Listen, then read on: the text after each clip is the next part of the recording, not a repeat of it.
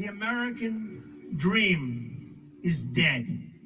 But if I get elected president, I will bring it back bigger and better and stronger than ever before, and we will make America great again. Thank you. Thank you very much. 2016, year of the snake. It's time for a change in the White House, y'all. Bring it.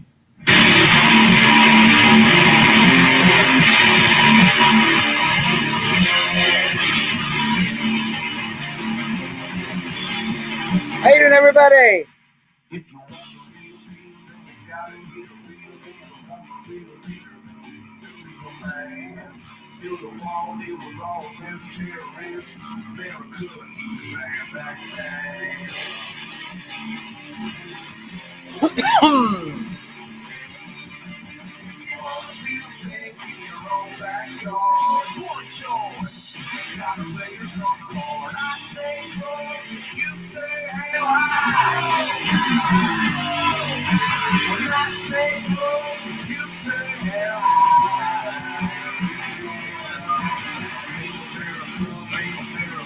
Welcome to the show, everybody. Hello, Erica. Good to see you.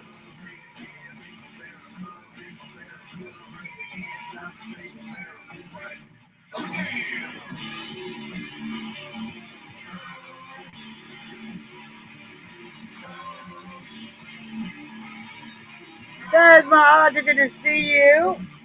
Click the share button, you guys. Let folks know we are here and live.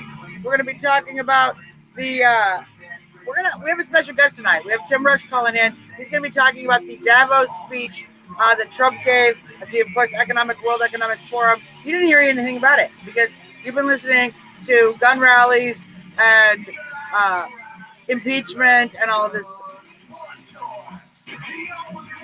You missed some winning. We're going to talk about it. And I got Tim calling in just a little bit. He's going to help us talk about it. So I'm excited. It's going to be a good show today, guys.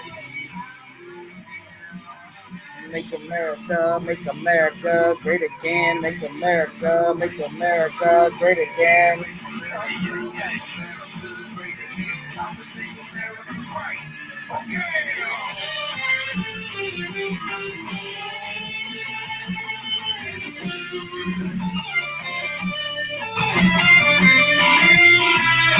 Thank you for copying and pasting, Audra. You know, sometimes you have to do that. Sometimes you have to work around Zuckerberg's little shenanigans. Like all the time. Ridiculous.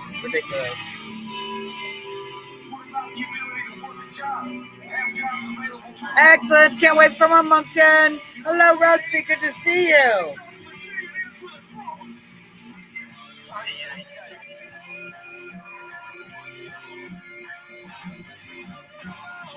Trump,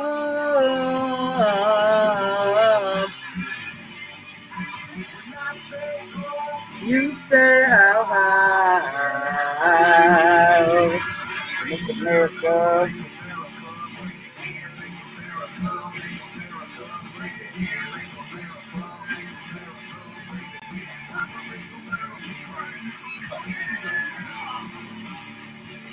Trump.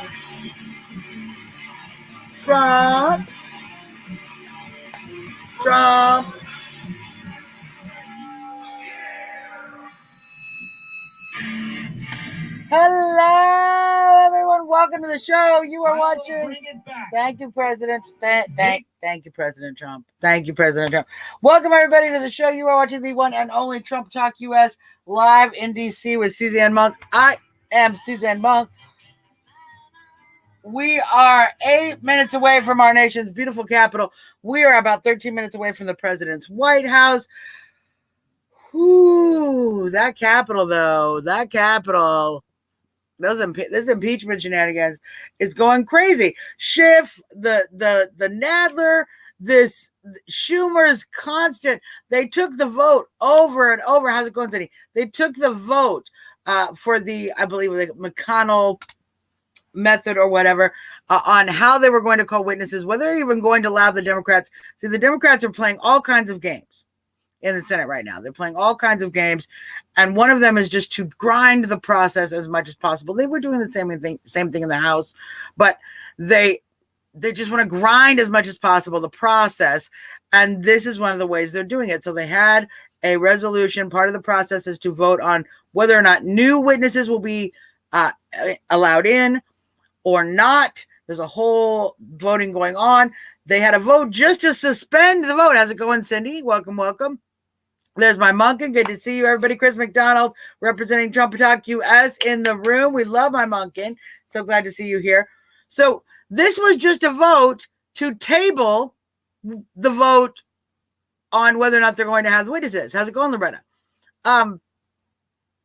The Democrats made them vote 10 times over and over and over. And I know it's lonely on YouTube by yourself, right, Loretta? And that's really, it's more archival over there, just because when they shut me down, I can at least have someplace to go. So, I know, when did shit become the mind reader? And when did we have a process where the party that's being tried, the prosecutor can come in and bring a whole bunch of evidence that just show up one day and say, oh, we want to bring extra evidence. Well, have you listed the witnesses? Have you put it on the list of evidence?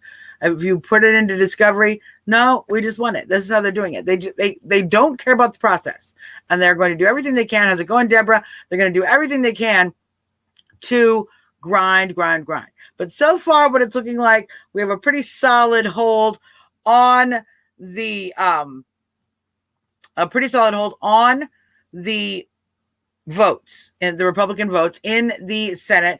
It was 53-47 on the vote, 53-47, 53-47, 50, over and over and over. So we do have a pretty solid hold when it comes to our Republicans.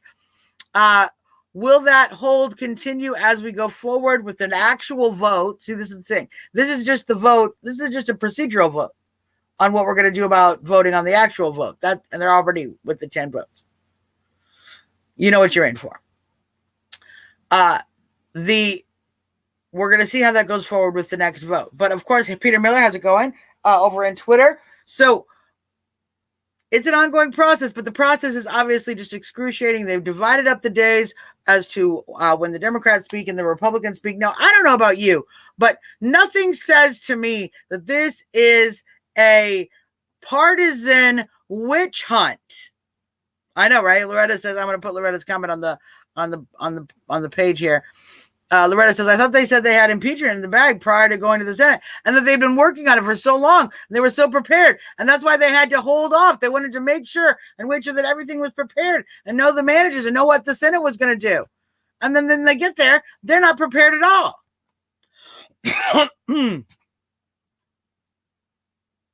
Yeah, exactly.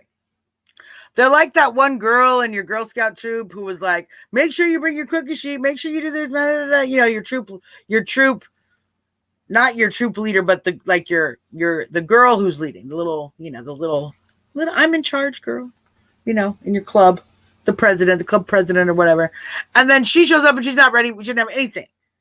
That's what it's like. This is the Democrats right now. This is the Democrats, and it's absolutely ridiculous. They said they had evidence, but now they want more documents. Exactly, Audra, what I'm saying. Let's put that up. They said they had evidence, but then they want more documents. Right, because did you have evidence or did you not have evidence? Were you prepared with the evidence or were you not? Did you take the witness's testimony or did you not? What I don't understand is you didn't need to rush these articles if, in fact, what you are saying is that the articles do not stand strongly enough as they are, as the House presented them, because the House does the investigation, right? The judge doesn't do the investigation in a trial. The prosecutor does the investigation prior to the trial. That's what the House does. So the House does the investigation. If they didn't have the investigation, they should have waited. They should have kept working on it. I mean, I hate to say that. I don't want to keep working on it. I think they're stupid. But that would be the process. If this was a genuine impeachment, if this wasn't basically a witch hunt designed to manipulate the election in a way and be controlled in a way that doesn't harm their own elections, because that's the other reason that the Democrats didn't just go through it slowly and keep dragging it out over in the House, because it had a time frame by which it needed to get into the Senate so that it's not preventing their own senators from campaigning. Right now, it actually is starting to prevent folks like Senator Sanders, Senator Warren. Interesting. You know, everyone keeps saying the DNC loves Senator Warren, that they're going to, it's going to be Senator Warren. And then others are like, it's going to be Bernie, which I don't know how anybody has followed the politics since 2016, followed the 2016 election, and could possibly tell me to my face, tell anyone to their face, that the DNC is going to allow Bernie freaking Sanders to be the presidential nominee. No haps. Not going to happen. I find it interesting that the Democrats are willing to put at risk one of their better candidates, the candidate that they that is polling very well, and make it impossible for her to campaign as well, leaving only gropey Joe Biden. Yeah. And Bloomberg, who's failing horribly, the polls are going horribly, or a candidate that might jump in later on in the process. I don't know who that might be. HRC. That's what I'm saying. 100%. The DNC hates Bernie. 100%. That is true. That is true. Well, to be fair, he's a communist, and his followers are brown shirt communists. So, yes, of course, Loretta. Now they're pushing the narrative that the Senate is biased, and so also that the election can be fixed. Correct. Yeah, because they're desperate. They have no interest in actually solving the problem. This is not an actual impeachment. This is a partisan attempt to manipulate the election, as the president has said many times in many different rallies, and nothing's changed. Absolutely nothing's changed. And while we're going through this, I'm going to lead into this because I know Tim's going to be calling in here any minute. He's usually extremely prompt, and we're at 8:14. So while we're listening to all this impeachment shenanigans, all this hoopla, all of this degradation of the president's worth and value and his reputation here in the United States, he's over in Switzerland in Davos with a great speech, talking about American economic success, talking about global economic success, how that goes in Patricia. Welcome back. Talking about what he has accomplished economically and in foreign policy over the last several months. And here's Tim. So let's bring him in. Hello, Tim. How are you? Good, Suzzanne. How are you? I'm good. Give me just a second to get you all in the right state of volume. Okay. Hear me okay? Yes, I can hear you fine. I just want to make sure that everyone else can hear you fine. So I was just leading in, Tim, I was talking about one of the things that I think everyone missed over the past week or so, the impeachment, the Richmond rally, that was consuming the news, but President Trump actually laid down an epic speech over in Switzerland in Davos at the World Economic Forum. And I have told everybody you're going to come and tell us about what we missed. So please go ahead and let everybody know. This is Tim Rush. And please let us know.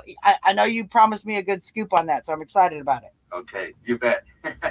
Look, the speech was epic. I think you've chosen the right adjective there. And it was about a half-hour speech. You got to realize that he was walking into the lair of the billionaire genocidalists. Mm-hmm. I mean, you're talking about the creme de la creme of the world elite. There were 119 billionaires there. And this is the crowd that is dramatic is the wrong word, is exultantly proclaiming their Green New Deal is sort of the label on the U.S. side. Right. But all over the world, it's decarbonization, eliminating fossil fuel-based energy and industrial processes and so forth. These guys are really jacked up, right? As I think most people know. Yeah, they've been trying to kill oil. They've been trying to kill coal. They've been trying to shove unsustainable renewables down our throats for their own profit for quite some time. This was like a witch's coven of the key financiers who are running this show. Mm-hmm. I mean, what's presented to the press is this poor, damaged 16-year-old Greta Thunberg, yes, etc. But that's sort of window dressing, right? the essence of this is provided if you look at two people. One of them is Mark Carney. I think I mentioned last time I was on and was talking to you Yep. and the folks here at the beginning of October. I Mhm. like to call him Mark Carnage. Right. I recall that. Head of the Bank of England, but he has so many hats. You know, he looks like if you walk by a shop window, you'd look. He could be the guy in the entire shop window of hats. He runs something called the Green Finance Initiative. He's actually leaving being head of the Bank of England, and he's now going to become the United Nations Special Ambassador on Climate Change and finance. Well, that's an interesting business history. Sort of, you start with this Green Bank, and then now we're going through the British system. We're now in the British banking situation, and we've moved now into the UN, right into the globe. It's very interesting that those things are all in line. Seamless apparatus. Yeah. And the fellow who had been UN ambassador on climate and finance was Michael Bloomberg. And now, are we talking about the same Michael Bloomberg who is spending up to $1 billion of his own money to try to buy his way into the presidency? And should he not succeed, actually use that same mechanism he's building for himself to help whichever crazy communist the Democrats pick to run for their nominee? Is that the same Mike Bloomberg you're talking about? That is the very same. And the one who's poured all the money into Virginia to whip up these gun control operations. So, would that be the same Mike Bloomberg that was he not mayor of, was he not famous for cutting everybody's soda off to a certain, he ban big sodas? Wasn't that one of his big state? He bought his way into 3 terms as mayor of New York, and he just bought up all chunks of political machinery. Now, the point on this is that these guys are billionaires who know that the jig is up in terms of their global financial bubbles. This is worse than 2008. The Federal Reserve, and I know we talked about this in October, but it's gotten much worse. The Federal Reserve, through its New York branch, puts into Wall Street every night between about $60 and $120 billion just to cover bad bets overnight on Wall Street. It's a rotating fund, but cumulatively more goes in than comes back because they have an alphabet soup of other things. It reminds you exactly of 2007, 2008. There's a proposal now on the table to have the New York Federal Reserve directly finance hedge funds, which is utterly illegal. There's not a shred of this is just violently criminal. Sure.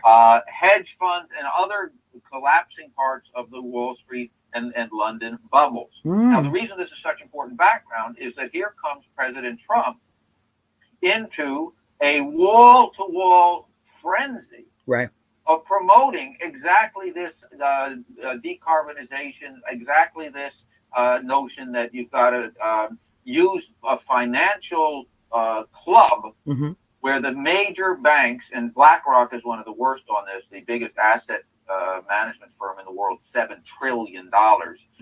BlackRock with Carney have said that we're so close to the whole global financial system essentially evaporating that only a consortium of central banks issuing their own synthetic currency, that is some kind of cryptocurrency, replacing the dollar, replacing all sovereign currencies, that only that mechanism will work. And they're trying to have, in terms of they're keeping their games afloat, they believe that the green label will sucker enough people to accept dramatic cuts in their living standards, accept all kinds of privations, lack of food, lack of this, lack of that, on the grounds that Mother Earth demands it. And really, it's these financiers, these billionaire ghouls, who are demanding it to prop up, in order to steal enough of the credit system to keep their deal afloat. They know they've got to eviscerate people's living standards even more than what's happened. So that's why this Green New Deal has nothing to do with the environment. Well, it seems to me very much, what I find interesting is that you have the climate hysteria, that same ideology that we have to give up certain luxuries, that that the solution is somehow in these draconian, austere, giving up power to a centralized state. And again we go, well, none of the solutions you're offering have really helped. Putting up a bunch of wind farms isn't going to help. No one's even suggesting planting a tree, which would, if you were concerned about carbon, be the first thing you would want to do. So we see that they have no solutions. It's obviously not designed to solve the problem. It's designed to be an economic mechanism to manipulate and take from hardworking individuals and to steal people's liberty. But that same hysteria model is what you seem to be saying that they're putting into the economic global collapse. We need you to give us the money. We need you to put in. We need to take from you. You need to suffer more, average human being, because we've made bad decisions. And rather than us taking the hit for what our bad decisions are, we have to put that on you, and we're going to play the sky is falling and Chicken Little to make sure that you do it. And absolutely true. And it's even worse, because underneath it is not just their own fanatically hedonistic lords of the universe, hedonist, inflated selves. We're dealing with people who really have contempt for the large, vast bulk of mankind. Mm-hmm. They want they have this mental image that they're lords of the manor, that they need serfs, they need servants, they need people who are going to be their slaves, right? And they don't want people to have any conception higher than being lackeys, right? And of course, they can't really enforce that as a legal mechanism, and we aren't in the Middle Ages in that sense. However, what they can do is immiserate people, demoralize people, and then feed them such a diet of controlled media, entertainments, inflated sports obsessions, video games, pornography, drugs. In other words, keep people bestialized so that they aren't an effective voice of an aroused citizenry, of an alert citizenry. Well, right. And as we've seen in Venezuela, we've seen in the Soviet Republic, we've seen again and again, when this collectivist ideology, when the people give up their economic power to the centralized state, there is a tipping point, and there is a point in where the state has to lure you to give up those powers. But at some point, you've lost the powers. As they say frequently, you vote your way into socialism, but you have to shoot your way out. And that is we've seen that happen again and again. And what I'm hearing from you is that we are in the state where they're still happy to lure us to sleep and continue to try to take our powers away from us, which says to me they don't have it yet. They don't have all the power yet. So there's hope for us to actually do something to prevent it. They're in real trouble. And I think a word that many people listening to us, Suzzanne, may know, Malthusianism, goes back to a fellow named Malthus, who was an employee of the British East India Company, of notoriety in our American Revolution. British East India Company hired him to put out the story that that population grows faster than food supplies, etc., right, and that it is a naturally beneficial state to have disease, famine, war, and so forth cull the human herd, basically. Right. He actually said in one of his major works that he wanted to locate cities or towns on the edge of pestilential swamps, disease-ridden swamps, in order to magnify the increase the natural death rates. I mentioned before when we've spoken, and it's always worth remembering, that Prince Philip of Great Britain, who comes as close to a walking mummy as you can probably ever find, had blurted out in a radio interview a few years ago that when he died, he wanted to be reincarnated as a deadly virus, because he wanted to contribute to the cause of depopulation. Now, this is what's really behind this hysteria on the so-called global warming and so forth. It's to justify policies that are going to shrink the means to sustain the well-being of the world population and its ability to grow. And you've made a very important point. There's no way with expensive and inefficient wind or solar to even sustain the living conditions you currently have, let alone bring the 400 to 500 million people in Africa who don't have electricity out of that kind of deprivation. So let me jump directly to what our president said Yes. in Davos. Yes. It's wonderful to set the stage, but you really got to put the spotlight out there. Great. What he did, the first part of the speech had a strong assertion of the need to get the productive juices of our country going again. I think he went a little overboard on saying that we're in a fantastic, huge upsurge here. Sure. We're making progress. Right. This is very significant as Right. a change in direction. But to the extent that a lot of what he was saying was an increase in the wealth of the lower 50% of the population, it's Right. because a lot of people have been forced into things like 401ks, and therefore when you artificially boost the stock market, it looks like you've got more in your retirement fund. Sure. Now, this is fool's gold because the whole Wall Street business is already accelerating in an accelerated blowout, as the Federal Reserve every night covering bad bets pictures Sure. shows you. There's a lot else that's flying around, but it was a solid statement that we've got to attend to the issue of jobs, skilled jobs, productive identities, Right. as a declaration of intention and partial success. It was a fine writ summary. Sure. But the beauty of this was about 2/3 of the way through. The last 8 minutes of this speech were spectacular because he went directly at his hosts, in effect, at these 119 billionaires. He said, but to embrace the possibilities of tomorrow, and bear with me while I read, it'll take me 3-4 minutes, but Sure. This is so important. Sure. This is the president speaking. Embrace the possibilities of tomorrow. We must reject the perennial prophets of doom and their predictions of the apocalypse. Mm-hmm. They are the heirs of yesterday's foolish fortune tellers. And I have them and you have them and we all have them. And they want to see us do badly, but we won't let that happen. They predicted an overpopulation crisis in the 1960s, mass starvation in the 70s, and an end of oil in the 1990s. These alarmists always demand the same thing: absolute power to dominate, transform, and control every aspect of our lives, which is the point you just made. Right. Right. And I don't think it's just big government. We're talking about big financial operations that Sure. that own the government. Sure. Then he goes on.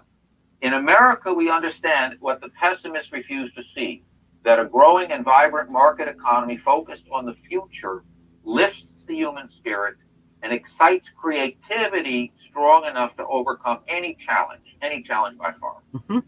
The great scientific breakthroughs of the 20th century, from penicillin to high-yield wheat to modern transportation and breakthrough vaccines, have lifted living standards and saved billions of lives around the world. Right. We have found answers to things that people said would not be possible. We have, and right now, as we're sitting here, you wouldn't believe what we're working on. But the wonders of the last century will pale in comparison to what today's young innovators will achieve, because they are doing things that nobody even thought feasible to begin. Mm-hmm. We continue to embrace technology, not to shun it. When people are free to innovate, millions will live longer, happier, healthier lives. For anyone who doubts what is possible in the future, we need only look at the towering achievements of the past. Only a few hundred miles from here are some of the great cities of Europe, teeming centers of commerce and culture. Centuries ago, at the time of the Renaissance, skilled craftsmen and laborers looked upwards and built the structures that still touch the human heart. To this day, some of the greatest structures in the world have been built hundreds of years ago. In Italy, the citizens once started construction on what would be a 140-year project, the Duomo of Florence, an incredible, incredible place. While the technology did not yet exist to complete their design, city fathers forged ahead anyway, certain that they would figure it out someday. Right. These citizens of Florence did not accept limits to their high aspirations, and so the Great Dome was finally built. Mm-hmm. In France, another century-long project continues to hold such a grip on our hearts and our souls that even 800 years after its construction, When the Cathedral of Notre Dame was engulfed in flames last year, the whole world grieved. We know that Notre Dame will be restored magnificently. The great bells will once again ring out for all to hear, giving glory to God and filling millions with wonder and awe. The cathedrals of Europe teach us to pursue big dreams, daring adventures, and unbridled ambitions. They urge us to consider not only what we build today, but what will endure long after we are gone. They testify to the power of ordinary people to realize extraordinary achievements when united by a grand and noble purpose. So together, we must go forward with confidence, determination, and vision. We must not be timid or meek or fearful, but instead we must boldly seize the day and embrace the moment.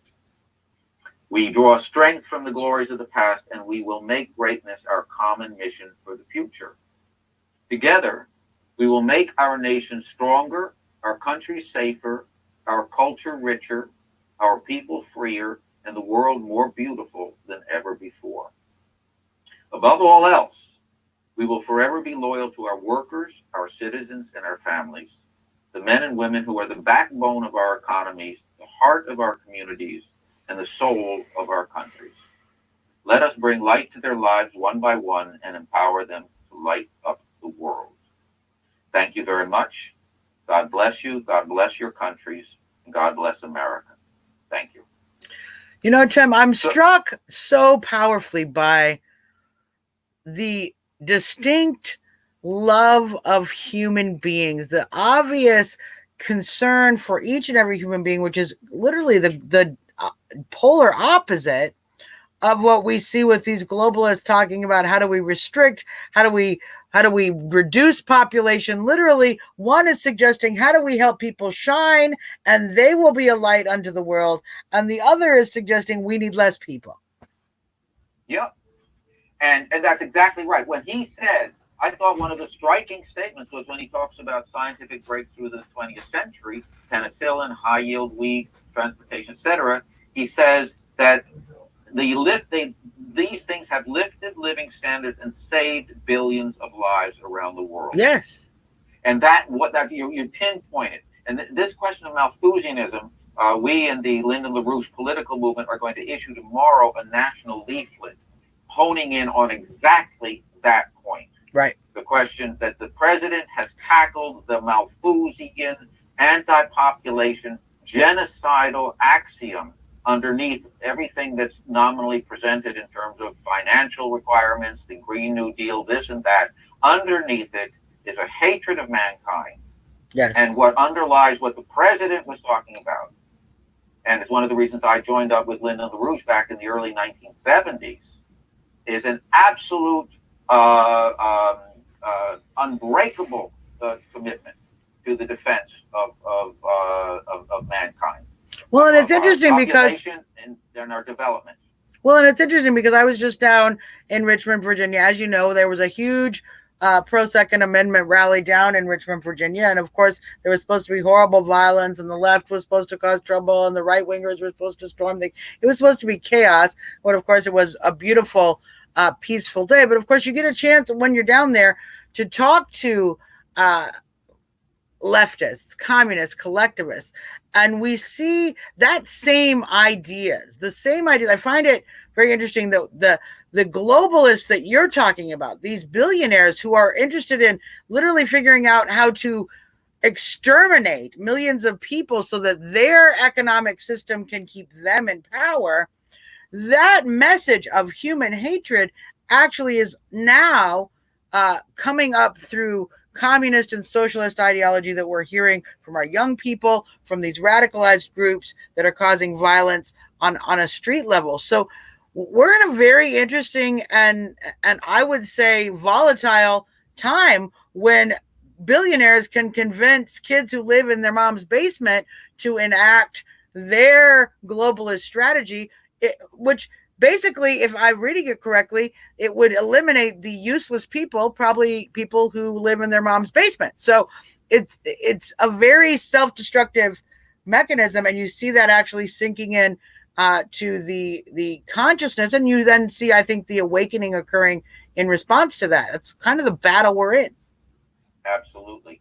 And this has to be in the forefront of things. What the beautiful thing that the president did by that last section of the speech is bring things to that level. Right. Because otherwise you can battle out things like gun control issues, or you can battle out abortion issues, or you can battle out a number of other things that are all kind of, they're all in, they have their defined arguments, their talking points, what you were just saying in terms of what you run into sometimes, Sure. And you're butting heads on a level that where you really need to surprise people by being excited by their own humanity. Right. And you have to address it at a level of their creative powers. Right. This example that the president chose of the Duomo in Italy, in Florence, is amazing. I was there just a couple of years ago.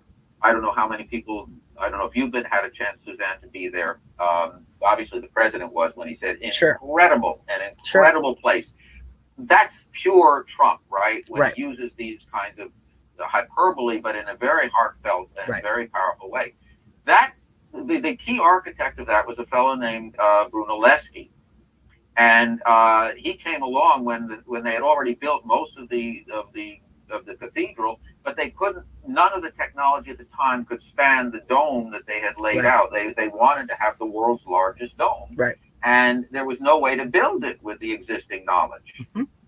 And what he did was he figured out certain underlying, almost invisible geometric characteristics, and he trained the workforce on the brick laying to have what's called a catenary. Now, a catenary is it comes from the word for a hanging chain. Mm-hmm. When you hang a chain, it forms a certain curve, and people will recognize it, right? It's what happens when you wear a necklace or something. Sure. Or it's like it's built into bridges all the time. Correct. Well, he figured out to have a very complex curvature in the dome, where the distribution of the stress points were so worked so successfully that he was able to build it with no scaffolding underneath it.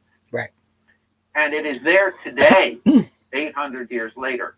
Now, this question, and he personally trained the bricklayers. Sure. He had to train the other workforce to do this. They became proud collaborators in a project that not only was something that they treasured, but which has been treasured by people ever since. Well, and Tim, I'm drawn to a sort of an allegory, because you mentioned the economy and our growing economy. As you know, we're in record stock territory, and you talked a little bit about how that is inflating the conceptual value of people's 401k, but you talked a little bit about that maybe not be an entirely tangible thing. And I've always said to people, some of the reasons that we've got the stock market at this level are some fundamental changes in the economy that the president has added. Obviously, tax reform, obviously, deregulation, which is making a huge impact in business startups and also in operating your business, energy costs, all of these things are creating great fundamentals.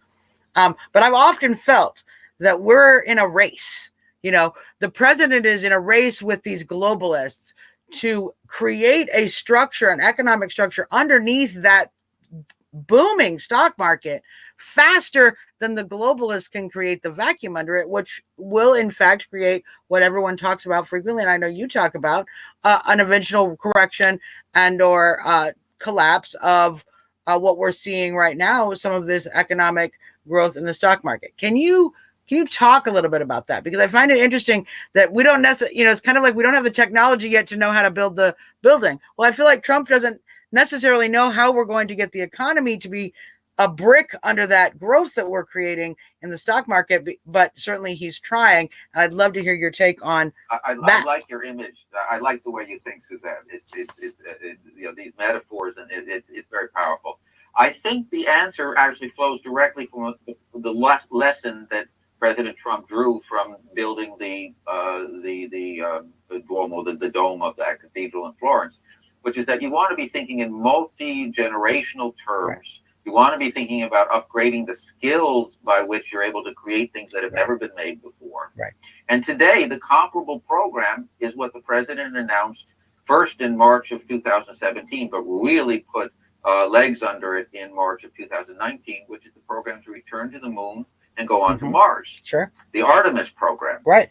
And that involves things that we have not done before. If you develop nuclear fusion power as part of that, for a lot of other reasons as well, you can have a fusion rocket which can get you to Mars in about 8 days rather than 8 months. Right. So we're talking about huge transformative frontiers. Right. And they naturally, by the way, would create a community of interest with Russia, with China, with India, with Japan, South Korea, other places that all have a very, are spacefaring nations. They have capabilities in these areas. We can combine these things. So that would be that would be like building the dome of Florida. Well, and I think what we can see is that in order to have that level of innovation, particularly on what you're talking about energy, energy has throughout human history been a huge economic thing, and it has been limited, as we know, through Tesla and through many of the inventions that were suppressed because they were not an economic model that could be controlled, and they could not control that energy. We saw it in the hemp market back in the Comstock. We've seen it again and again, that the big global banks want to control energy because they know if they can control energy, they can control the economics. When you're doubling the amount of energy, 10 times the amount of energy that we can produce with some of this advancements in technology, if we don't remove that global block, those global bankers, those global suppressors who have been preventing this technology from coming to light for their own financial benefit, we'll never get that technology. We'll never be able to advance. You put your finger on something which was one of the most singular contributions of Lyndon LaRouche in his long, productive life before he died a little under a year ago at age 96. He called it energy flux density. Flux just means flows. Sure. So the density of the flow of energy over any defined surface area. And if you trace in your mind from burning wood to burning charcoal to burning coal to burning oil, natural gas, the fossil fuels, then you get to nuclear fission, on to nuclear fusion. You're constantly and very dramatically, almost in a logarithmic way, increasing the transformative power of the energy you have at hand. Right. You cannot get to the moon. You could ask people, it's sort of fun, how much wood will it take to get to the moon if you were burning the wood? Right, exactly. And the answer is there is no amount.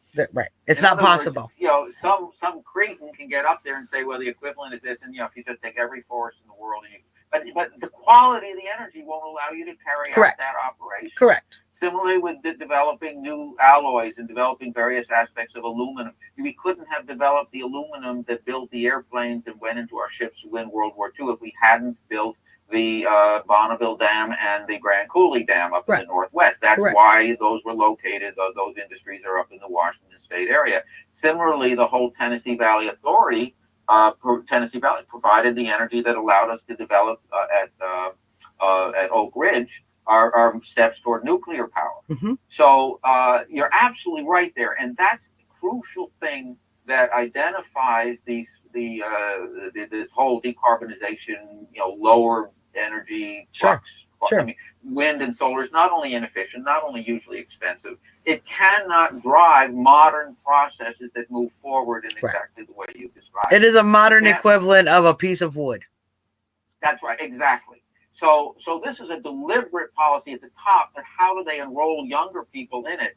It's because for 40 or 50 years, we've been, basically since the assassinations of the Kennedy brothers and King in the 1960s, and then the Vietnam War, and then the counterculture and all the rest of this, then the deregulation of the economy, so global financiers took over everything.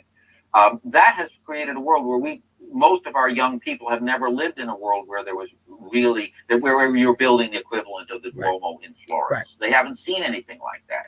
And I find it interesting that you're talking about since the time of the rise of the communist left in our country, their engagement with the youth culture and certainly with the anti-war movement. And then shortly after that, we see the fall of secular Iran and all of the influence there. So it's a really densely packed period of time in which the globalists took a great deal of power. And certainly I feel like we are in a phase now, and with President Trump's vision and stamina, and certainly backbone, which is we are all grateful to have, we are finally taking on that globalist communism that was basically sprouted during that period of time in human history. And I would just modify one thing, or at least the way I look at it. Rather than using the word communism, what we're really looking at is globalist financier government. Yeah, it's an oligarchy. Yes, they will exactly. Yeah. They will foster left-wing movements. They'll foster fascist movements that would nominally be on the right.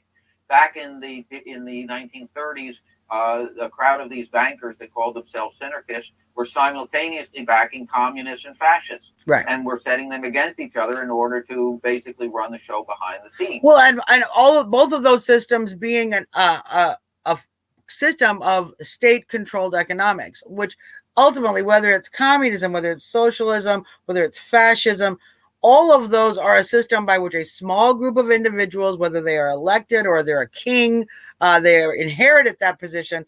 The small group of people control the vast amount of wealth that you have no ownership right to. The state has all ownership right to. So it's interesting that they have used very similar ideologies and pitted them against each other. It's a delusion we have today. In fact, in the grassroots MAGA movement, when we are confronting Antifa, they often will complain to us that we're the fascists, and that they are communists, they're anarchists, they're more free-thinking people. We're the problem, and yet we keep explaining to them that we don't want the state collecting money. We don't want that kind of centralized power. That fascism, communism, socialism, all collectivist systems require, and thus all create an oligarchical class that control the population as basically a slave population. And I would add one further element, which is really very important, which is Alexander Hamilton, because he designed with Washington, with Franklin, the American system of economics. It was embedded in certain features of the Constitution, and then he elaborated it in his 3 great reports to Congress and his defense of the first national bank. And what's beautiful about Hamilton's proposals is that it had a strong presidency and a strong national framework to develop what? To develop your canals, to develop railroads, to develop industry, to get out of the thumb of the control of raw materials and the landowning oligarchy. Sure, exactly. And so I think it's less the fact of a strong government as whether the government is actually administered by an alert citizenry, right, versus being controlled behind the scenes by a self-designated financial elite. Right. And we're obviously, and that's the British model, that, as you mentioned right at the beginning, which I brought up, and it's really important. Well, and I would argue the Bloomberg model. I would argue the British model and the Bloomberg model are very much the same. That's Absolutely. He's very open about his model being that. Absolutely. By the way, you should know where his second home is. He doesn't buy a home less than a couple of $1 million. It's in London. I'm not surprised. That's where he lives. That's where he comes to the United States in order to inspect his minions, etc. Right. But his heart and his thinking and his home is really in London.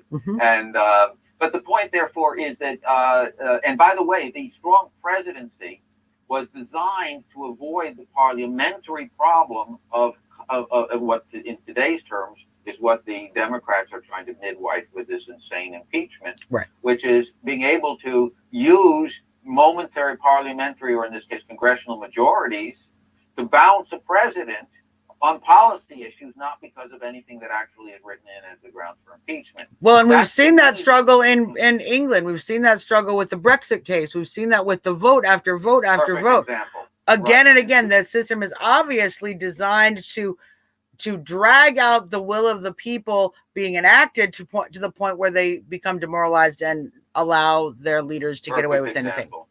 In that case, if people remember, you could never make heads or tails of the specifics of the Brexit issues. Right. It just was completely impossible. one of the key factors was a small grouping in Northern Ireland, which, because of the anomalies of the Northern Ireland versus the Republic of Ireland borders, and whether in Ireland the Republic of Ireland is part of the EU, and where would that fit within the Brexit, etc. And in order to proceed at all with the Brexit, the Brexit forces had to, Theresa May pretended that she had to make deals with this group in ways that drew this thing out forever. Correct. Boris Johnson, by calling these new elections, has blown apart those problems. But think of a system where small numbers of people can pull out from some ruling coalition and suddenly the government falls. Right. Versus a president who is elected directly by the population. Correct. Is answerable to the population. But the population, in a reciprocal way, has to, in a certain way, make demands on the president and outline what that population sees. In this case, things like the Mars project, or developing nuclear fusion, or getting high-speed rail with magnetic levitation trains, or whatever, desalination using modular nuclear reactors. We have to define a whole sequence of things and a financing mechanism that would involve government credit together with a sanitized commercial banking system, not Wall Street run, but the actual banks out in our communities that lend to the actual physical well-being of our country. Right. That is the combination, which is the genius of the American system. And that has to be on our lips constantly, because that lifts the whole debate out of the set things where the media just tries to run rings about people and demoralize them on the single issues. Yes. Important as many of those issues are, like the right to bear arms, like the Second Amendment. Right. However, we're not going to get that engine back into our economy without lifting it to the level of what the president put out in the back part of that speech in Davos, in which Lyndon LaRouche spent his life fighting for. Many people here may remember this, but I want to just stress it. LaRouche put forward about 6 years ago something he called 4 laws to save the nation. The first one is the restoration of Glass-Steagall. Right. That's the banking law from 1933, bipartisan, which put a firewall between the Wall Street securities firms, what today are derivatives, the hedge funds, all the garbage, and the community banks, which lent for mortgages, for the needs of small businessmen, for building up infrastructure, that kind of thing. Right. It was a firewall. It was dismantled in 1999. Right. We need it back. Then we need to put credit directly into an aggressive, high technology expansion, the Duomos of today, and leading with things like reviving NASA, getting the cadre of the scientists and the technological prowess to do that, and the materials and so forth. Let's spill out into the rest of the economy. The president loves that kind of thinking. Sure. And that reaches out to the young people in a way which can just transcend all the pessimistic Malthusian venom which is poured into their ears. So it's like Hamlet, where I think it's the husband. I don't remember who, but somebody pours poison in the ear of the king to kill the king. That we have the media and the whole jacked up Malthusian mob screaming in ways that have a lot of the kids, going along with it. But they come up when we're out on college campuses in the LaRouche movement.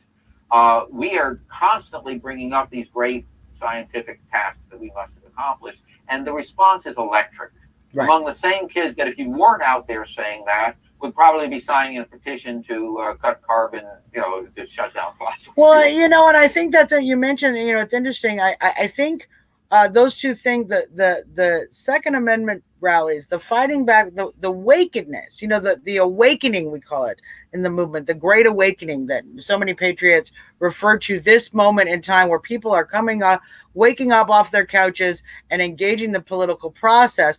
I think that's actually so intrinsic to creating the enthusiasm you're talking about, because what created the enthusiasm to create this country in the first place was this idea of an ownership society, where we finally have a country where the people, we're not subjects, we're not a piece of property owned by the king, we're the kings. we owned the country, and we therefore have that ownership over the success of the country, the success of our culture. And for so many years, we've seen the demoralization of our youth, basically telling them that this beautiful system by which they have freedom, by which they can engage their government, by which they can change the way they are ruled by participation, that system is evil, it's oppressive, it's imperialistic, it's destroying the world, it's destroying the planet, and that they need to give up that beautiful individual power in order to save the planet, save themselves, not be part of this genocidal evil lie that they have been told over and over. But when you see people come together and actually stand up for the Constitution, they start to understand it again.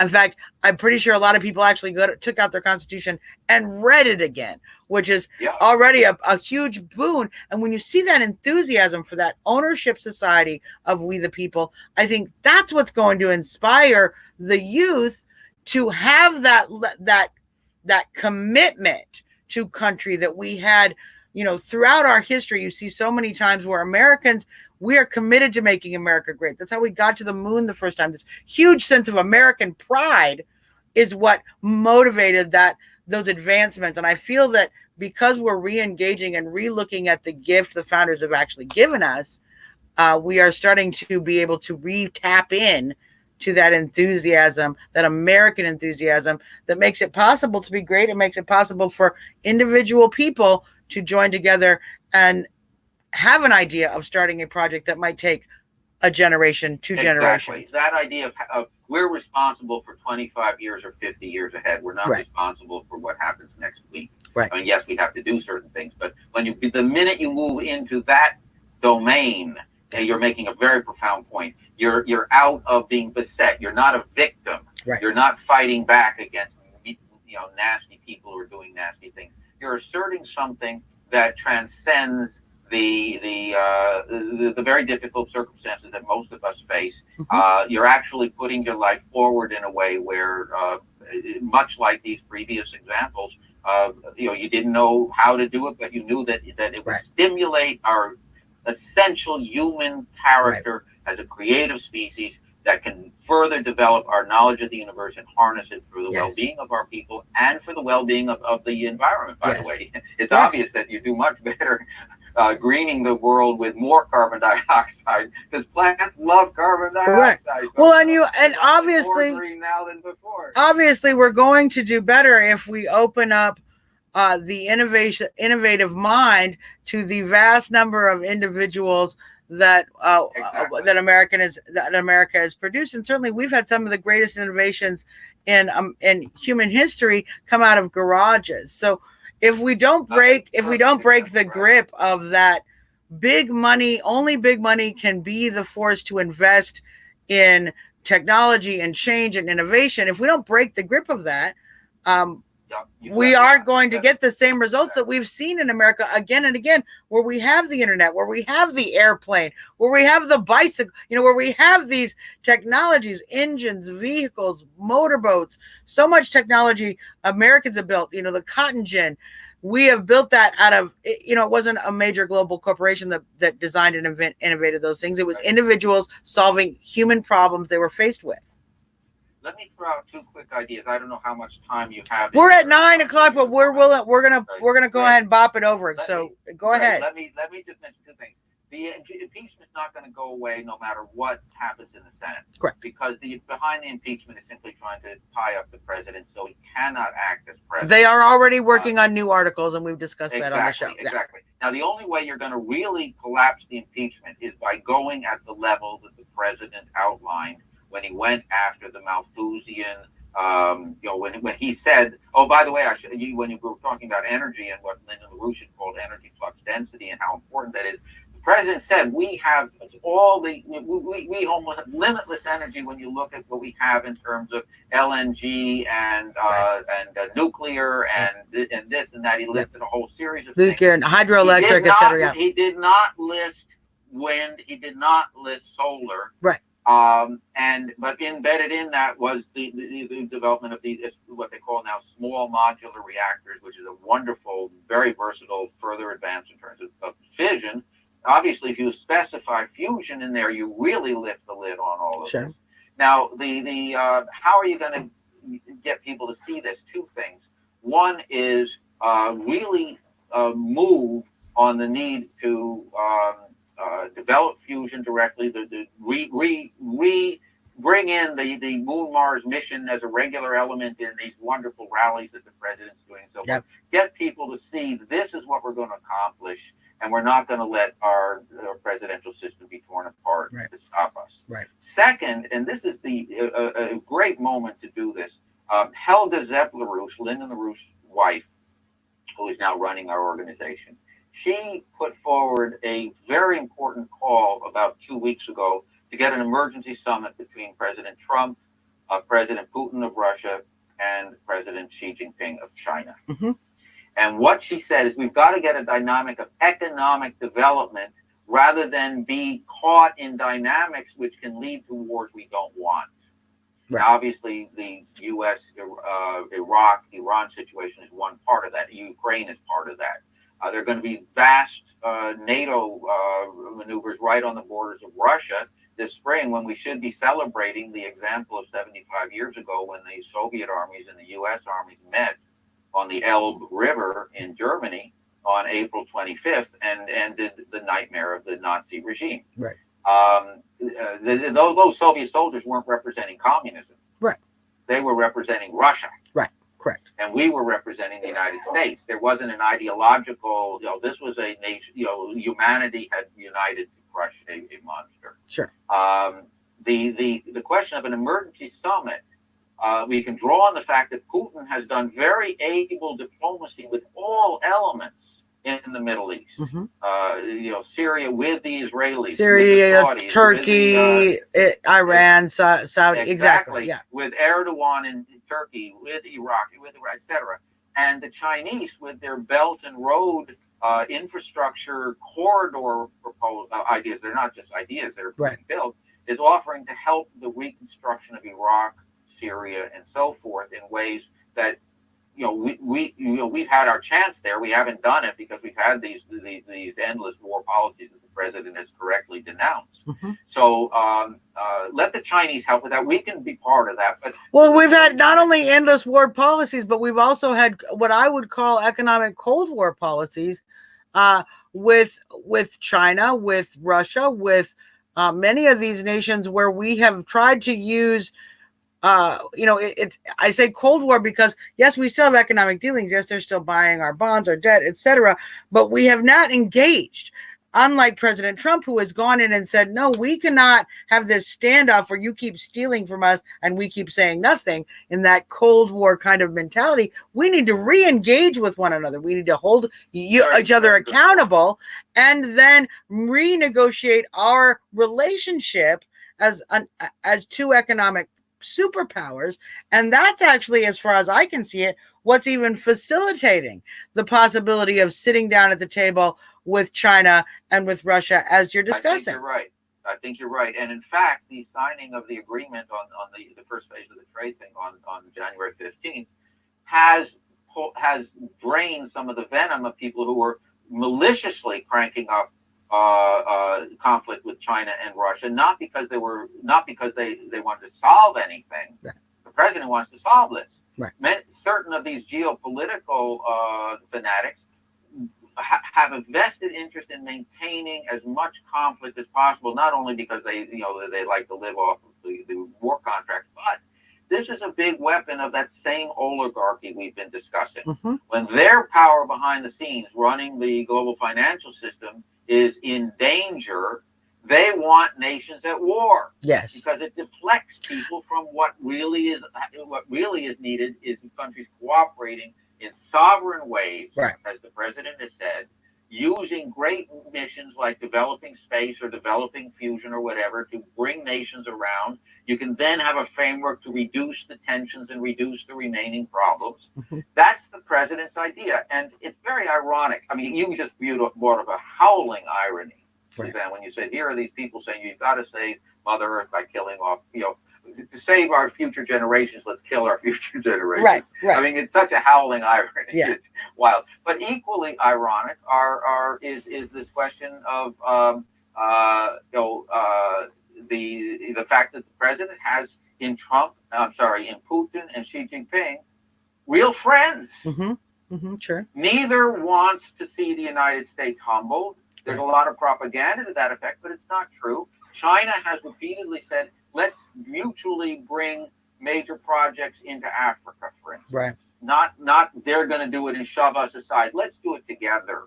Well, I think it's interesting that you're saying that because, we've not got that vibe from China for quite some time. And you saw how the president went into North Korea and how he really won over Kim Jong-un's heart to be able to have a communication. He presented a video that basically laid out a very clear description of a hopeful, prosperous future for the nation of North Korea, or a desperate collapse and destruction of the people of North Korea. And that hope, presenting that hope, was what brought Kim Jong-un to the table, and I think keeps him to the table today. That same hopefulness, that hope that we can sit down with China and work out our intellectual property problems, work out the sending lead-based things, that work out all these problems we've had for quite some time in a hopeful setting, as opposed to a desperate despair setting. And when you look at the mentality that you're talking about, the globalists who want to shrink population, how much more despairing can it possibly be compared to the hopefulness that President Trump and the America First, the human first, really, agenda that he is purporting, not just to our country, but to every nation. Let's make your nation. Let's help build up your people so that they can shine and have that hope of human dignity and of human engagement, of being part of the human solution, the human family, the human success story.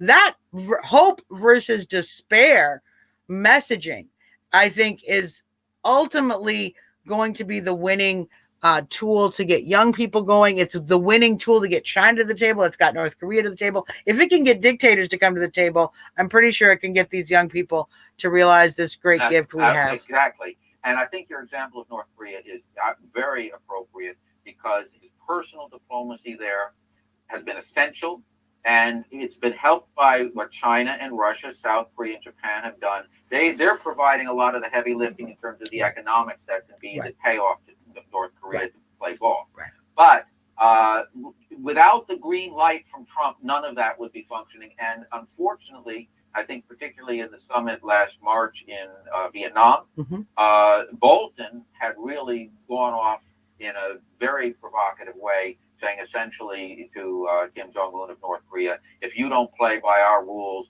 we're going to wipe you out like we wiped out Gaddafi. Right. That's not the president's message at all. Correct. President's message is, let's work on this future which you just identified, and I'm personally going to work with you on this. Right. You don't say, I've got a gun to your head and you better do what I'm going to say, or I'm going to blow your brains out. Well, it's interesting because we're in the middle, and I think, I'll bring this in because I think it's the week of Martin Luther King Day.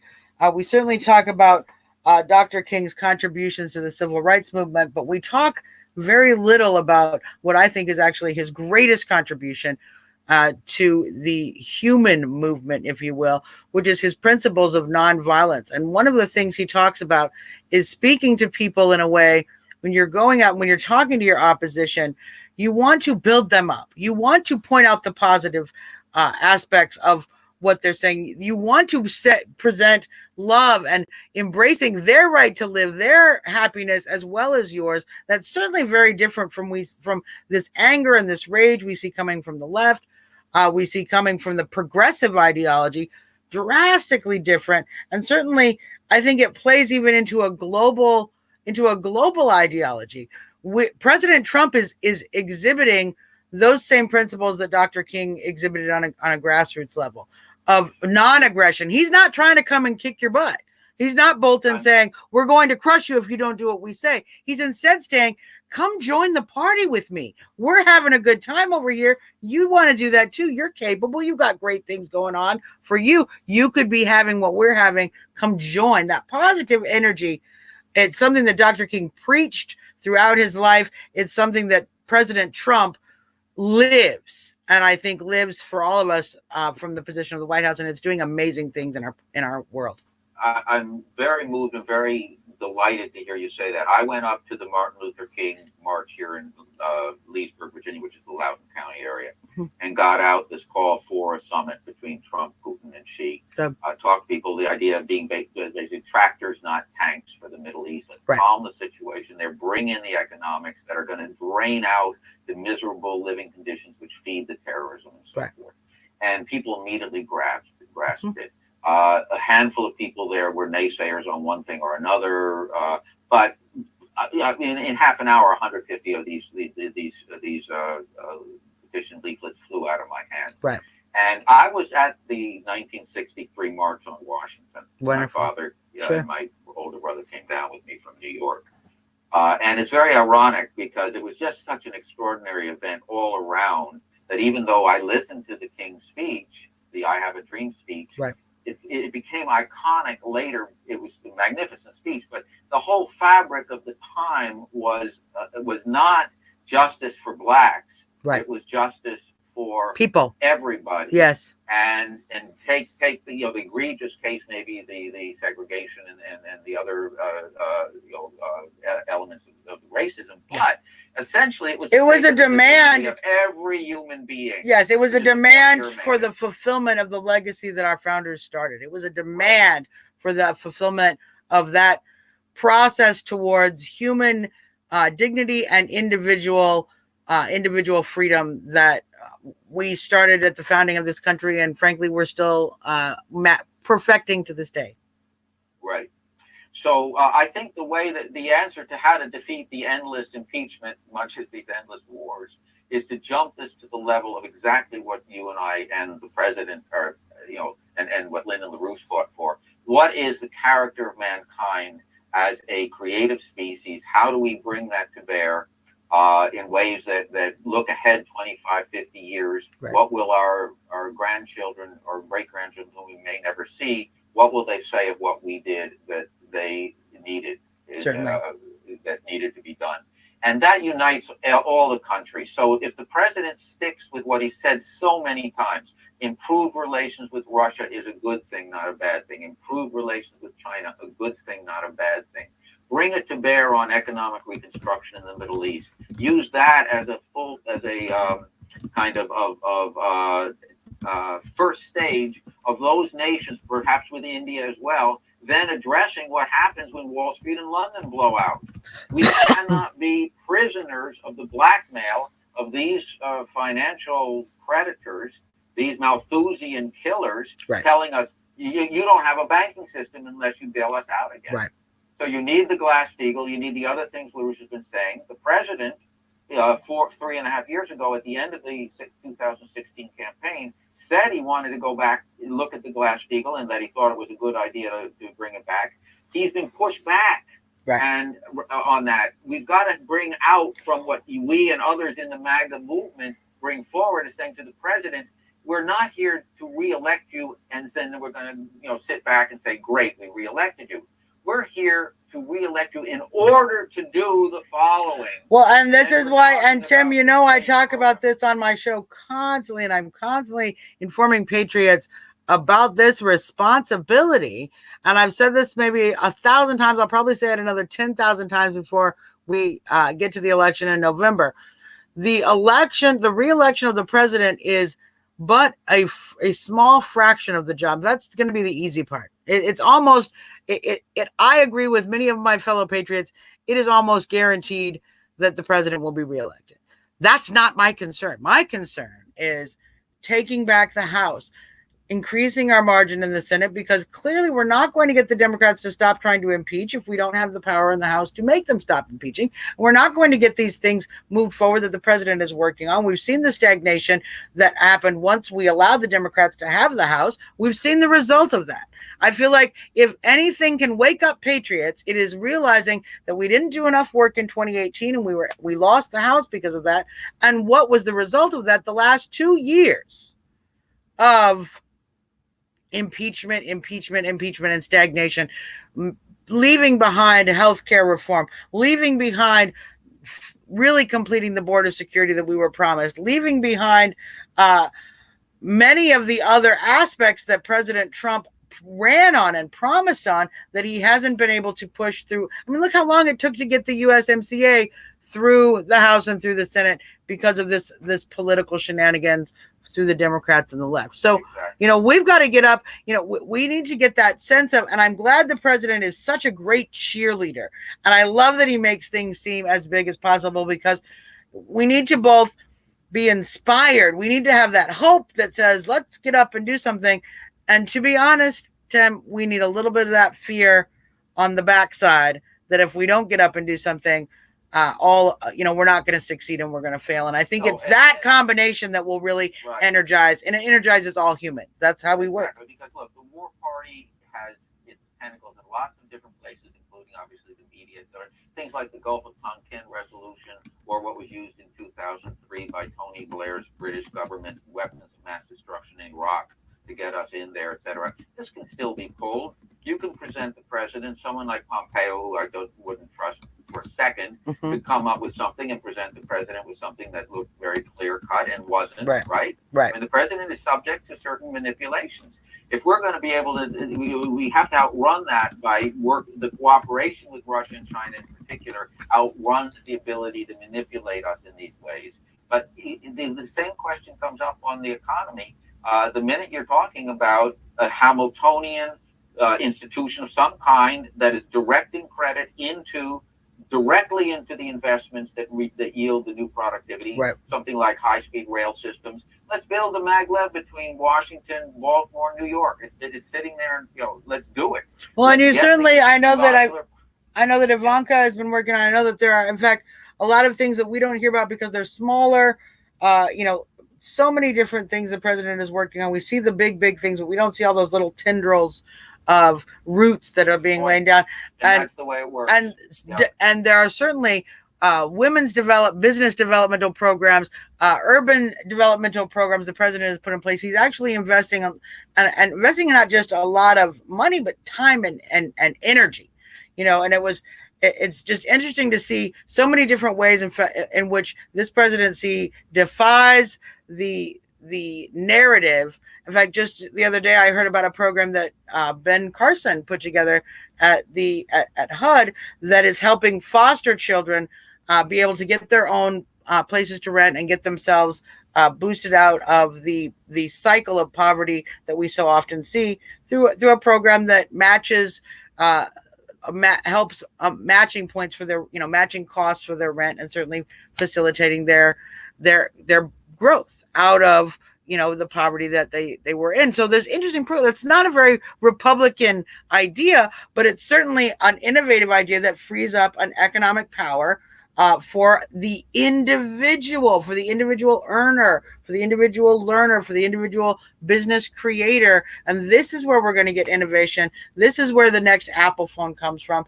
This is where the next rocket engine comes from. This is where the next airplane comes from, is through inspiring these young minds, both with hope and with pride in the potential future that they can create, not just for themselves, but for Americans and the rest of the world. Yeah, absolutely. And I think that the addressing, let me put it this way, citing the stock market, and this gets back to an earlier question that you had that I sort of left aside, but I did want to get back to it. Sure.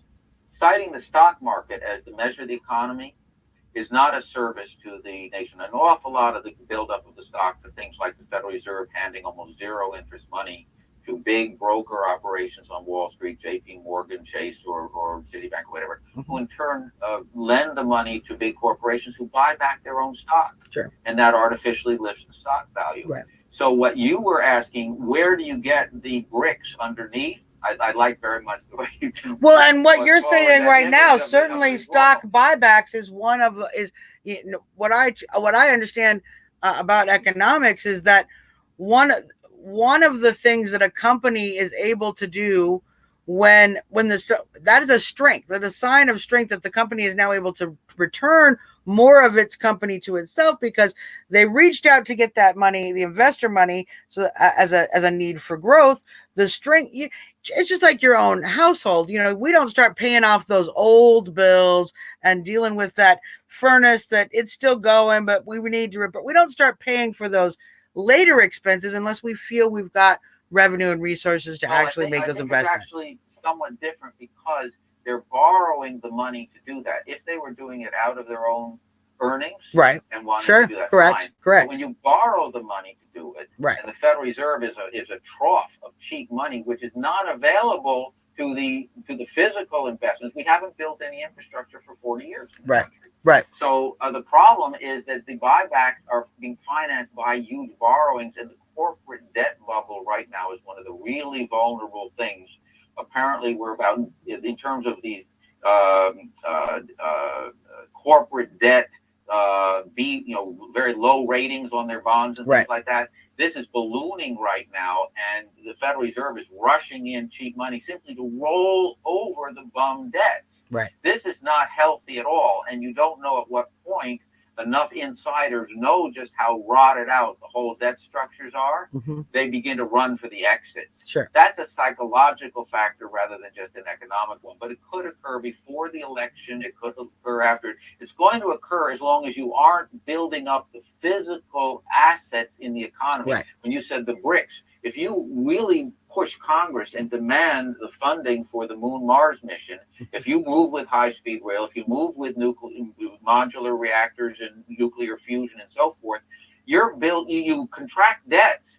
But what you're contracting the debts for, liquidate the money that goes in because you've improved the physical production of your economy. Right. So I think that's the essential principle. And the president likes the American system, which is what I've just outlined, but he's imprisoned in a system that's so loaded with the British system that it's very hard to get off that direction, especially in the middle of a heated election when you're facing.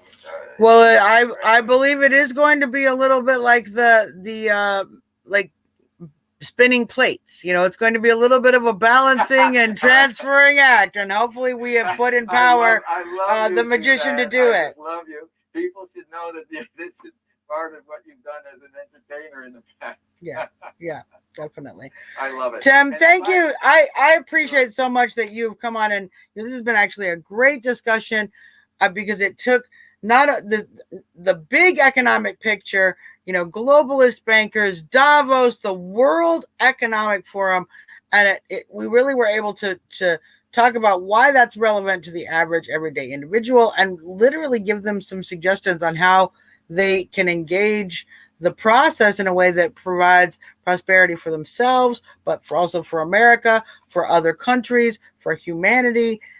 That's a whole lot of little bites and a really big cake, Exactly. And that's what has to be constantly. We've got to always have the top define the bottom rather than the bottom define the top. Yeah. And it works because the bottom responds. Well, and I think, it's interesting. I think it's more this, we have to let the goal, we have to let the mission define define our choices.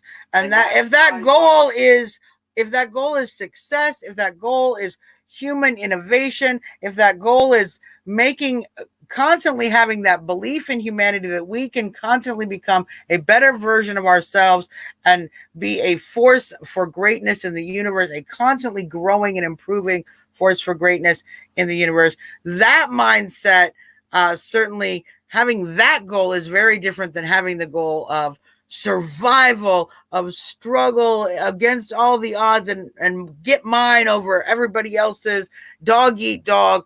really, we have to have that goal, that goal that is at the heart of faith. Many faiths around the world. That goal is at the heart of every innovation, every success. I think that man has actually come through. That hope that we, as an individual human being, I can be part of something bigger than myself and leave something here on the earth that is truly sustaining for future generations who will do the same thing on my shoulders as Absolutely. I stood on the shoulders of my That's forefathers. Right. Absolutely. And by the way, I do urge that people look, if you can, on the website that we in the LaRouche movement maintain, which is called LaRouchePAC.com, LaRouchePAC.com. We have a 10-minute video every morning now, Monday through Friday, from one of our top people, Harley Schlanger. It's a beautiful thing. Summarizes the kind of discussion we've just had, you and me, Suzzanne, and the people listening over the last hour. He puts 10 minutes together every morning of that caliber. And I really urge that people look at that, look at other things we've got up there. We have a wonderful pamphlet that's called Carbon Dioxide Reduction is a Mass Murder Policy Designed by Wall Street and the City of London. Mm-hmm. That's what President Trump in Davos declared war on. Right. So let's roll up our sleeves and really get to work. Well, when the president calls when the president calls us patriots into battle, it is our duty, responsibility, and frankly, many of us are great honor to step up to the call. So absolutely, I underscore every one of your words. Tim, I'm glad to be in the fight with you, my friend. And frankly, you are a force for information and for education that frequently makes me glad that you're not on the other side, my friend. Well, entirely mutual. I appreciate you very much today. Wonderful. So, and all the people on your show. Tim, thank you so much, and we appreciate you having you. And we'll have you back again soon. I know we're going to continue to need to have this discussion. This is an ongoing effort and certainly something we will need to continue to engage our president on. Very welcome. All right. Have a wonderful night, Tim. Thank you. You too. Take care. Bye-bye. Bye. Everyone, that is Tim Rush from the LaRouche PAC. We love having Tim on the show. In fact, look, we went an extra half hour because we're certainly talking about some very important things, some very big ideas, but big ideas that when you tinker it down to the nuts and bolts of it, these are the critical things you and I as Americans, these are the things we're working on. These are the reasons that we've gotten up off the couch. We're pounding the pavement. We're voting. We're getting out voter registration. We're supporting candidates. We're worried about the House. We're worried about the Senate. We're watching the news. This is why we're so awoke, is we are in an opportunity to restore the human magic that really has brought us to this level of evolution, and certainly will bring us past this point in communist struggle, in collectivist struggle, in nihilist struggle, and the struggle we have with those who believe the least about human beings. Certainly, we are going to fight and believe the best. I want to say happy birthday to Dashiell. We, of course, all of our young people, you're the reason we fight, my friends. You are the reason we fight. Because without you, otherwise, if it wasn't for you, what's the point of fighting? So let's see. Let's see if we can get a little outro music.